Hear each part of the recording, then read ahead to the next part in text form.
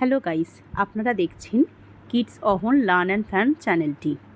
আজকে যেহেতু এখন গরমকাল, তাই সবারই ইচ্ছে একটু আইসক্রিম খাওয়ার। আর বাচ্চাদের তো সবথেকে বেশি প্রিয় হচ্ছে আইসক্রিম। তো শুনে নিই অহনের মুখে আইসক্রিম কেমন লাগে তার।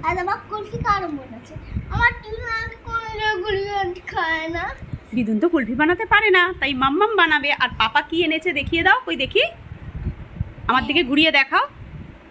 ও বাবা, ওইটা দিয়ে কুলফি বানাবো, তার জন্য নিয়েছি আমুল দুধ।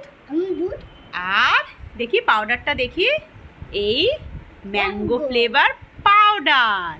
আজ আমরা বানাবো কুলফি। চলো দেখে নিই কিরমভাবে আমরা কুলফিটা বানাচ্ছি। ওকে, আমরা কুলফি বানানোর জন্য নিয়েছি আমুল দুধ আর হচ্ছে ম্যাঙ্গো ফ্লেভারের পাউডার। আপনাদের বাড়িতে যদি আম থাকে তাহলে আম দিয়েও করতে পারেন। অ্যাকচুয়ালি আম দিয়ে করলে বেশি ভালো হয়, যেহেতু আমার কাছে আম ছিল না, তাই আমি ম্যাঙ্গো ফ্লেভারের পাউডার দিয়ে এটা করছি। প্রথমে দুধটাকে খুব ভালো করে গরম করে নিতে হবে, তারপরে এই ম্যাঙ্গো ফ্লেভারের যে পাউডারটা আছে সেটা ওতে দিয়ে ভালো করে নাড়তে হবে, এবং মিক্সচারটা যাতে দুধের মধ্যে খুব ভালো করে গুলে যায় সেদিকে কিন্তু নজর দিতে হবে। বেশ কিছুক্ষণ ফোটাতে হবে যাতে মিক্সচারটা খুব সুন্দর করে গুলে যায় দুধের মধ্যে পুরোটা। এরপরে জিনিসটাকে নামিয়ে নিয়ে একটু ঠান্ডা করতে হবে।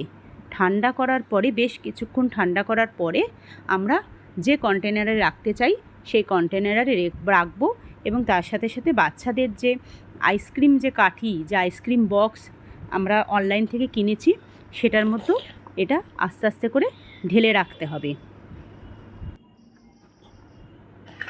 সবথেকে ভালো হয় যদি এই আইসক্রিমটা আপনারা সারা রাত্রি ফ্রিজে রেখে দেন জমানোর জন্য, কারণ সারা রাত্রি ফ্রিজে থাকলে তাহলে কিন্তু বেশ সুন্দর করে জমে যাবে। এরপর খাওয়ার জন্য রেডি। পরের দিনে সকালে উঠে আপনারা যখন খাবেন তখন আইসক্রিমটা প্রথমে বার করবেন। বার করে একটা ঠান্ডা জল না হলেও নর্মাল ওয়াটার নেবেন গ্লাস ভর্তি, তার মধ্যে আইসক্রিমের এই বক্সটা দিয়ে আপনারা ট্রাই করবেন আইসক্রিমটা খাওয়ার। দেখুন অহন কি আনন্দ করে আইসক্রিমটা খাচ্ছে। হয়েছে?